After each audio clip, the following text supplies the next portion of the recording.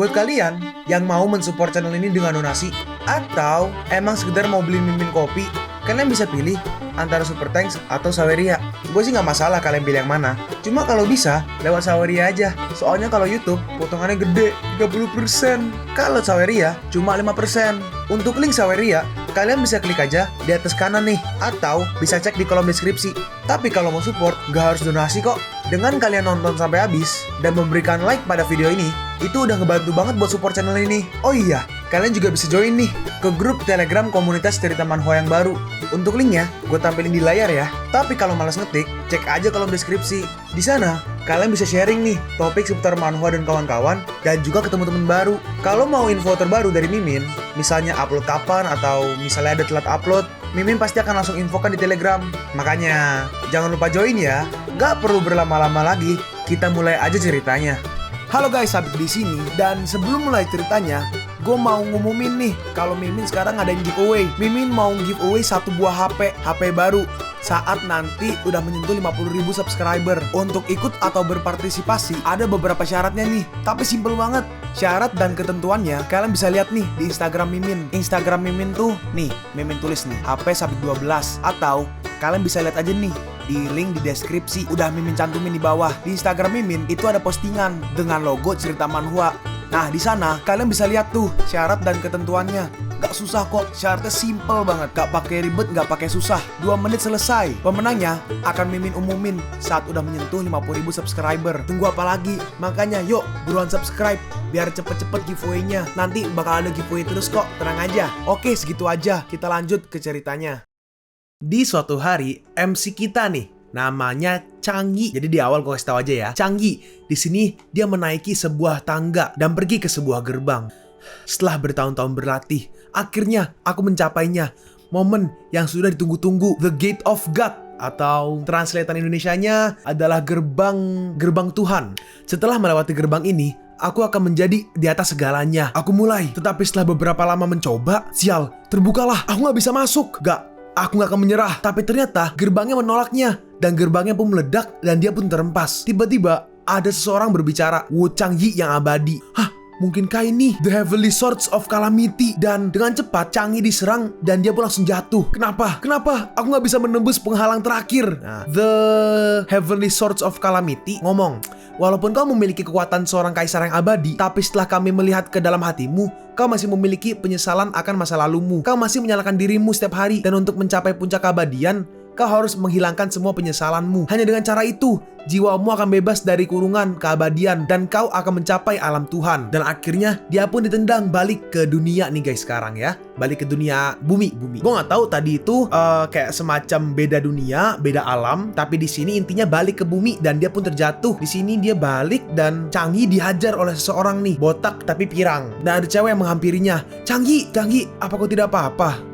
Nah ini ya, ada sekelompok orang yang sedang menyakiti Changyi, MC kita. Orang yang tengah berkata pakai dasi, Yuyao, garis manisku yang naif, buka matamu dan lihatlah dirimu. Laki-laki yang kau pedulikan gak lain hanyalah seorang jabingan yang tidak berguna. Lihat badannya yang rapuh itu. Dia gak terlihat seperti seorang pria. Bagaimana bisa kau berpikir si mata empat ini lebih baik daripada aku? Tidakkah kau malu berkencan dengan pecundang sepertinya? Yang kirim menambahkan, iya, Yao Yu harus berkencan dengan Li Qiang. Kalian berdua sangatlah sempurna untuk satu sama lain. Iya, kau harus meninggalkan pecundang itu.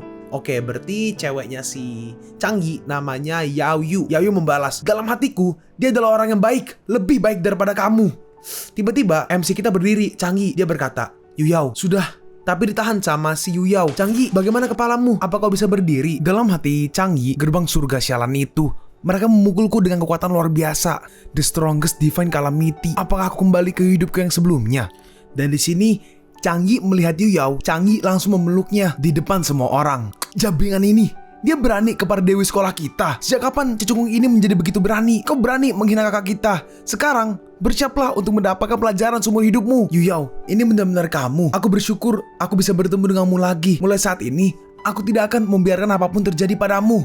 Changi, jauhkan tangan kotormu dari Yu Yao sekarang juga. Kalau tidak, akan kurobek tanganmu. Changi berkata, dan untukmu, Li Qiang, karena suasana hatiku sedang baik, aku akan mengatakannya sekali. Enyahlah. Hah? Hei, apa yang terjadi pada si mata empat? Dia nyala ayam cunguk. Kenapa dia tiba-tiba berani, beragak sok berani dan kuat? Ya, Changi, berani sekali kau mengatakan itu kepada bos kami. Hari ini juga, kau tidak akan bisa keluar dari tempat ini dengan kedua kakimu.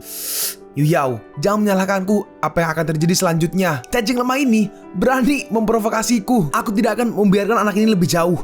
Aku akan menghancurkan wajahnya, menghancurkan wajah menyedihkannya menjadi bubur. Ianya membalas, berhenti, Li Qiang. Menyakiti seseorang di dalam kampus itu melanggar aturan. Tinggalkan Changi atau aku akan... Tapi tiba-tiba, Yu Yao, tenang aja dan biarkan aku menangani para semut membosankan ini. Changi, cepat, habisi dia. Kakak, pukul dia sampai mokat. Satu orang maju menyerang Changi, tapi Changi dengan mudah menghindarinya dan langsung menghajarnya kembali. Lalu ada lagi yang lompat dan menggunakan orang yang barusan dia pukul sebagai tumpuan. Dia maju dan menendang orang itu. Dan sisa satu lagi nih yang tersisa yang masih belum tumbang. Gugu gak berguna. Kalian gak bisa menangani si culun ini. Kalau gitu, akulah yang akan menghadapimu langsung. Dia menggunakan batu bata menyerang ke arah Changi, tapi Changi dengan mudah menghindarinya, menarik bajunya dan dihantam ke tanah. Dan sampai terjadi keributan ya. Orang-orang sampai sadar. Lalu kepala dari Li Qiang diinjek sama Changi. Changi berkata, sekarang dengarkan baik-baik karena aku tidak ingin mengulanginya lagi. Yu Yao adalah wanitaku. Dan mulai hari ini kalian para keledai lebih baik menjauh dariku dan juga Yu Yao.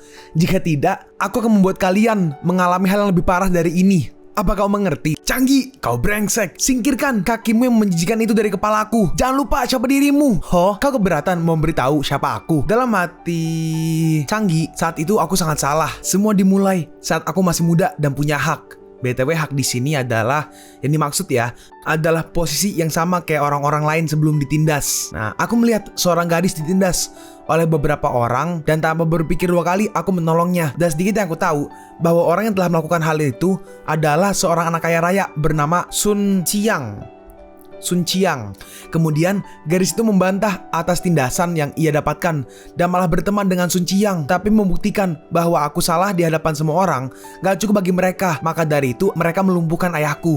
Setelah kejadian itu, kepribadianku berubah drastis dan aku menjadi orang payah yang sesekali mendapat penganiayaan dari orang lain. Kalian bisa lihat sendiri ya, ini adalah cacian dan makian yang didapat ya sama si Changi. Gue gak bakal baca atu-atu, tapi garis itu dia tidak pernah berhenti mendukungku. Aku dan Yu Yao masuk bersama ke Universitas Tongshan. Walaupun aku ada di masa tersuram karena dukungan Yu Yao, semua menjadi lebih baik. Tapi ketika aku berpikir hidup menjadi lebih baik, satu-satunya sinar harapan hidupku telah direnggut. Dan ternyata Yu Yao meninggal guys. Dia tidak pernah berbuat salah dan gak pernah menyakiti orang lain. Selalu mencoba yang terbaik untuk menolong orang. Tapi siapa sangka jika teman baiknya sendiri yang telah menusuknya dari belakang. Saat bertarung melawan mereka agar tidak menyentuh Yu Yao, dia menghabiskan diri sendiri dengan melompat dari atas bangunan untuk melindungi temannya. Beberapa tahun berlalu dengan rasa sakit dan keputusasaan sampai aku tiba-tiba kembali ke zaman kuno. Aku masuk ke dunia gak terbatas, di mana orang-orang lemah sepertiku dapat memperoleh kekuatan dengan melakukan latihan. Apakah ini keberuntungan atau takdir? Selama berada di dunia ini, aku menemukan sebuah buku yang berisi teknik seni bela diri tingkat tinggi selama 10.000 tahun. Di dunia itu, akhirnya aku menemukan kekuatan untuk membalaskan dendamku. Lalu aku bersumpah pada diriku sendiri akan terus berlatih dan melatih diriku hingga menjadi The God Emperor, melewati semua tahap latihan dan kembali untuk membalaskan dendam. Aku pikir aku cukup kuat untuk menembus gerbang itu, tapi ternyata aku gagal. Yu Yao berkata, Changi, apa kau baik-baik aja? Terus kenapa aku merasa kau agak berbeda? Gak penting seberapa banyak aku berubah. Changi yang kau tahu akan selalu dan selamanya tetap sama untukmu. Lalu seorang gadis datang dan berkata, ini dia, si ikan busuk menjijikan. Melihat keramaian di sekelilingku, aku berpikir itu sesuatu yang besar. Tapi aku gak mengira bahwa itu ulahmu, Changi pecundang. Changi membalas, oh, aku minta maaf untuk itu. Yang mana mengganggu suasana hati Nona Chou Hui. Oke, namanya Chou Hui yang cewek ini ya, yang rambutnya pink mungkin. Yu Yao berkata, ayolah Chou, jangan berkata tentang Changi seperti itu. Dia orang yang sangat baik. Chou Hui membalas, pecundang, jangan buang waktumu di sini. Ayo, Apa kau lupa kalau Tuan Cheng mengundang kita ke pesta besok? Pulanglah dan bersiap untuk pesta. Yu Yao merespon. Tapi aku belum memutuskan akan pergi atau enggak. Lalu Changyi sadar. Hah, pesta? Changyi berkata, tunggu Yu Yao. Yu Yao bertanya, Changyi, kau tidak ingin aku pergi ke sana kan? Dan di sini di tangan Changyi muncul Qi berwarna ungu. Changyi menyadari alasan kenapa di kehidupan sebelumnya Yu Yao mokat atau meninggal. Changyi berkata, ah baiklah, kau bisa pergi ke pesta itu. Itu cara terbaik untuk mengenal banyak orang dan menambah teman baru. Yu Yao merespon, baiklah, aku akan kembali ke asrama dulu. Kau juga harus kembali dan istirahat. Ya, dalam hati Changyi, kali ini aku tidak akan membiarkan tragedi itu terjadi lagi. Dan akhirnya Changyi pun mulai berkultivasi. Metode Raja adalah salah satu dari metode terkuat yang ada. Dan Qi Ungu Hongmeng adalah kekuatan asal yang diinginkan oleh banyak orang. Aku hanya merasakannya selama kesengsaraan surgawi terakhir. Siapa yang tahu kalau ini akan keluar kali ini. Nah, dengan metode kultivasi raja dan menggunakan Qi Ungu Hongmeng untuk membuat tubuh raja. Dan ketika tubuh raja selesai, siapa lagi yang akan peduli tentang kesengsaraan surgawi? Tapi aku hanya berada di level pertama metode raja. Sepertinya Qi di bumi sangatlah tipis. Ini akan menjadi lebih sulit. Lalu tiba-tiba ada gelombang Qi nih guys. Gelombang Qi ini martial artist kuno. Dan ternyata ada seorang kakek nih. Kakek dia batuk darah. Seorang bawahannya berkata, Tetua Xia, apa anda baik-baik aja? Oke, gue panggil yang tetua kultivator ini Tetua Xia ya. Tetua Xia berkata, kau cepatlah pergi. Dan tiba-tiba si Tetua Xia seperti kerasukan tuh. Qi, aku ingin lebih banyak Qi. Hei, sial, Tetua Xia berada dalam keadaan berserk lagi. Cepat, panggil tuanku ke sini. Terus tiba-tiba si Tetua Xia langsung dipukul sama si Changyi. Changyi berkata, metode kultivasi yang kau gunakan gak cocok padamu. Kalau kau terus melatih metode itu, kau hanya akan cacat suatu saat nanti. Bahkan hidup lama akan sulit. Qi, jumlah Qi yang banyak ini. Hari ini aku akan mengambil seluruh Qi-mu dan memuaskan diriku. Dia menyerang ke arah Changyi. Tapi Changyi gak ngapa-ngapain, dengan mudah menahan serangannya. Untung aja takdir mempertemukan kita. Aku akan melakukan yang terbaik untuk membantumu. Terus si Tetua Xia di pundaknya di tak gitu, kayak ninja gitu, kayak mau dibikin pingsan. Terus beberapa bagian tubuhnya ditotok-totok. Dalam hati Changyi, memang benar seperti ini. Metode kultivasi yang dia lakukan, yang dia gunakan hanyalah teknik dasar bernafas. Jadi ketika orang berlatih di titik tertentu, metode ini nggak bisa membersihkan kotoran di dalam tubuh yang mengakibatkan mereka berubah ke dalam keadaan berserk atau keadaan mengamuk. Tiba-tiba, cuma kamu, bawahan dari Tetua Xia, tiba-tiba menyerang Changyi dari belakang. Tapi Changyi dengan mudah mengempaskannya. Diamlah. Dan akhirnya Changyi melanjutkan metodenya dan si Tetua Xia masih sadar ya. Wukang, jaga mulutmu. Jangan gak sopan. Tetua Xia berkata, kalian semua bisa kembali. Oh, namaku Xia Kuoxiong. Tetua Xia lah ya. Siapa yang tahu kalau hari ini aku akan masuk ke dalam keadaan berserk. Terima kasih atas bantuannya. Changyi merespon, Pak Tua terlalu sopan. Ini adalah takdir yang membawa kita. Hanya saja, Pak Tua, kau punya luka lama kan? Metode kultivasimu sangat berbahaya dan kasar. Kalau kau terus melanjutkannya, hidupmu mungkin akan dalam bahaya. Lalu semuanya pun langsung hening. Dalam hati bawahannya untuk bisa melihat masalah Tetua Xia dengan sangat cepat. Siapa sebenarnya anak muda ini? Apa tua muda ini punya solusi? Changyi menjawab, karena ini gak cocok. Kalau gitu rubah aja. Kalau itu nggak apa-apa, kenapa kau tidak menyerahkan metode kultivasimu dan biarkan aku mengubahnya? Mengubah metode kultivasi? Dalam hati Tetua Xia dibuat oleh banyak pengetahuan dari beberapa generasi. Apa ini mungkin diubah oleh orang biasa? Tapi anak muda ini, Changyi bertanya, kenapa nggak percaya pada aku? Dalam hati Tetua Xia, saat ini keluarga Xia masih membutuhkanku. Mungkin anak muda ini adalah seseorang dari surga yang akan membantuku. Cuma ini caranya. Lalu Tetua Xia mengeluarkan metode kultivasinya dan memberikannya ke Changyi. Dia berkata, anak muda ini luar biasa. Kalau begitu, aku minta padamu untuk merubahnya. Dan terus dibaca. Memang, tenanglah Pak Tua. Aku sudah menemukan kekurangan metode kultivasimu. Setelah merubahnya, tidak akan ada masalah. Aku akan pergi dulu. Dan ketika metode kultivasinya sudah selesai dirubah, aku akan menghubungi kalian. Baik. Bawahannya bertanya, kenapa Tetua Xia percaya pada anak muda ini? Tetua Xia menjawab, itu nggak masalah. Untuk seorang Grandmaster martial artist kuno, metode kultivasi itu bukan apa-apa bagi dia. Dalam hati bawahannya, anak muda itu sebenarnya adalah Grandmaster martial artist kuno. Terus setelah berapa lama, bawahannya menelpon Changyi nih. Halo Tuan Chang, aku Wukang. Akulah yang kau kalahkan dalam satu kali pukul. Nah, dan di saat yang bersamaan, di sini ada si Chou Hui. Dia berkata, Yu Yao, pesta wine ini hanya untuk kita. Kenapa kau membawa dia? Changyi membalas, aku pacar Yu Yao. Kemanapun dia pergi, tentu saja aku harus mengikutinya. Ditambah lagi, bukankah kau mengundang laki-laki lain? Chou Hui bertanya. Yuyao, apa benar? Itulah hubungan kalian berdua. Yuyao menjawab. Yap, benar. Dan di sini Changyi berkata ke Wukang. Changyi berkata, oke, aku akan segera datang di Ice King Entertainment Center nomor 308. Wukang merespon, baiklah, aku akan segera datang ke sana. Jangan khawatir, aku sudah menyiapkan hadiah besar untuk kakak Chou. Hadiah besar? Bisakah kamu membeli hadiah besar? Kau akan mengetahuinya nanti. Dan mereka pun akhirnya sampai di sana. Dan di sini kita bisa melihat orang kanan mungkin seorang tuan muda ya. Orang kanan berkata, masalah yang aku memberitahukan padamu untuk mempersiapkannya, siapa yang bertanggung jawab? Bawahannya menjawab, Tuan Muda Chen, semuanya sudah disiapkan. Oke, gue panggil Tuan Chen atau Tuan Muda Chen ya. Bawahan melanjutkan, itu tidak akan merusak keanggunan Tuan Muda. Dan di sini keluar Chou Hui.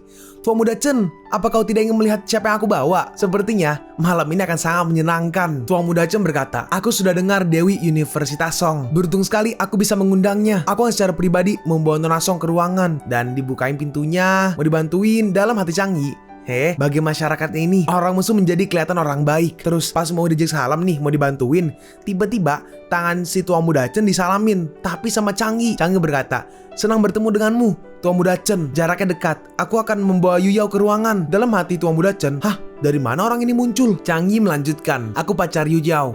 Changyi, Tuan Muda Chen tidak akan pelit-pelit untuk minum kan? Chou Hui membalas, Changyi, berani kau bicara seperti itu pada Tuan Muda Chen? Apa dia ingin bersalaman denganmu? Lepaskan. Tidak apa-apa, siapapun yang datang adalah tamu. Dalam hati Tuan Muda Chen, ini bagaimana dia punya pacar? Kalau begitu terima kasih. Tuan Muda Chen berkata, silakan masuk ke dalam. Dan akhirnya mereka jalan. Yuyao berkata, aku gak tahu kalau Chou Hui akan membawaku ke tempat seperti ini. Kalau kau gak suka, bagaimana kalau kita kembali? Changyi merespon, tidak apa-apa. Dan akhirnya Tuan Muda Chen berkata, investigasi latar belakang bocah itu. Dan juga panggil Wang Long untuk tunggu di luar ruangan. Kalau sesuatu terjadi, maka dia akan ada di sana. Bawahannya merespon, semuanya akan terjadi seperti yang Anda katakan Tuan Muda Chen. Dan akhirnya masuk ke ruangan 308 ya, sesuai dengan dibicarain sama Changyi tadi ke si Wukang. Tuan Chen di dalam ruangan berkata, dan juga sejak kapan Dewi Song kita punya pacar? Aku bahkan gak tahu tentang ini. Yuyao menjawab, ini bukan apa-apa. Changyi dan aku adalah teman sebangku sebelum universitas. Dalam hati Changyi, apa yang dilakukan Chou Hui? Dan di sini pas nuangin minuman, Changyi sadar ya, mungkin minumannya punya masalah. Chou Hui berkata, baiklah, berhenti bicara cerita cinta kalian. Terus dengan cepat Changyi mengubah kedua gelas tersebut, antara gelas Chou Hui dan juga gelas Yuyao. Jadi ditukar. Chou Hui berkata, malam ini Tuan Muda Chen mengundang kita ke sini. Dia juga mentraktir kita. Dalam hati Tuan Muda Chen, minumlah. Minum, akan ada kesenangan malam ini. Dan terus diminum, tiba-tiba ada gelas yang pecah nih. Dalam hati Changyi, ini tepat seperti aku duga. Aku sangat panas. Apa yang terjadi padaku? Karena gelasnya ditukar, efeknya jadi obatnya ke si Chou Hui guys. Tuan Muda Chen berkata, bahkan tidak bisa melakukan hal dengan benar. Sampah. Bawahannya melaporkan, Tuan Muda Chen, aku menemukan latar belakangnya. Changyi ini gak punya latar belakang keluarga. Dan menurut sumber, ayahnya itu cacat. Ini akan lebih mudah untuk berurusan dengannya. Yo, kau Changyi kan? Ini kartu kredit. Di dalamnya ada 100.000. Ambil kartu ini dan pergi dari sini. Hal ini tidak ada hubungannya denganmu. Yuyao berkata, Tuan Muda Chen, apa masalahmu? Hah? Apa masalah aku? Nona cantik, aku yang bermain denganmu malam ini untuk 100.000 yuan. Aku pikir pacarmu yang miskin akan menerimanya. Kau. Lalu di sini Changyi mengambil kartunya. Changyi? Masih gak paham Nona cantik? Pacarmu itu sudah menjualmu. Tapi si Changyi langsung menghancurkan kartunya, pergi ke Tuan Muda Chen dan langsung menghantamnya. Hei, apa kau bisa diam? Tuan Muda Chen langsung manggil nih, Wang Long, tolong, terjadi sesuatu. Dan sempet-sempetnya Chou Hui berkata, Changyi, kalau kau tidak ingin mendapat masalah, lepaskan Tuan Muda Chen. Lepaskan? Aku masih harus menyelesaikan masalahku dengan dia. Lalu akhirnya pintunya dibuka. Ada yang datang nih, orang gede ya badannya ya. Siapa yang berani memprovokasi Tuan Muda Chen? Yo, bagaimana bisa kau ada dalam keadaan seperti ini Tuan Muda Chen? Hei, apa yang sedang kau lakukan di sana? Cepat, bantu aku. Tuan Muda Chen, tenanglah, biar aku melihat seberapa hebat orang ini. Lalu si Tuan Muda Chen langsung dilempar ke tembok oleh Changyi. Dan Changyi berhasil menahan serangannya. Oh, ternyata kau juga berlatih. Dan di sini Changyi menyerang, tapi serangannya berhenti sebelum mengenainya. Kekuatan pukulan kecil ini sepertinya nggak terlalu hebat. Hah? Ini? Lalu si Changyi menggunakan skill Soul Unbalancing Palm. Soul itu jiwa, unbalancing itu unbalancing, membuat tidak stabil. Berarti mungkin kurang lebih membuat jiwanya tidak stabil. Dan dia pun langsung diam. Changi berkata, "Bawa kembali orang-orangmu." Wang Long merespon, "Baik master." Terus ditarik bawahannya si Tuan Muda Chen. Bawahannya bertanya, "Hei, apa yang kau lakukan? Tuan Muda Chen masih di sana." Dan tiba-tiba, "Changi, tidak kusangka kau menyembunyikan sesuatu." Dia mengeluarkan sebuah pistol. "Tapi bisakah martial arts tanpamu itu menahan peluruku?" Dalam hati Changi, "Sial, aku terlalu banyak menggunakan Chi untuk membantu pemulihan Tetua Xia. Aku takut aku nggak bisa menggunakan metode raja lagi." Kalian pun sampai di penghujung video ini. Kalian mau tahu lanjutan chapter ini? Atau manhwa menarik lainnya? Makanya, jangan lupa subscribe biar kalian gak ketinggalan kalau gue upload video baru. Jangan lupa like, komen, dan share ke teman-teman kalian supaya channel ini bisa lebih berkembang ke depannya. Segitu dulu dari video cerita manhwa. Gua Sabik undur diri. See you on the next video. Zaijian!